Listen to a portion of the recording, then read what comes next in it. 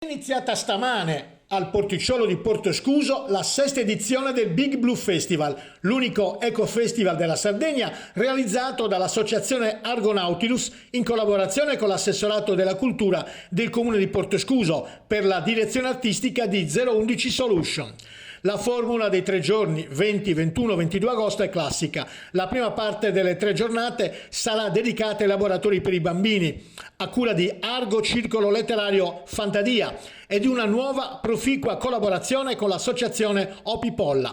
La seconda parte, dedicata agli approfondimenti, alla divulgazione scientifica, alla letteratura e all'informazione, sempre e tutti legati al mare, vero protagonista del festival. Tra gli ospiti Daniele Mocci e Luca Usai, autori di Coda di Castoro, un'avventura per salvare la natura, il professor Massimo Lumini con una performance di grande effetto dedicata alla Aqua Mater, il geologo Luigi Sanciu con un approfondimento sulle spiagge sarde, il fotografo e naturalista Marco Colombo direttamente da Geo con un approfondimento in tema di Citizen Science, la scienza dei cittadini e gli esperti del Centro Conservazione e Biodiversità dell'Università di Cagliari per un excursus dedicato al loro impegno in questi anni a tutela dell'ecosistema. A contorno le preziose collaborazioni con il gruppo teatrale Suvranu per il classico appuntamento di letture di mare, il mare intorno, il Posidonia Green Project per lo sviluppo del tema della conservazione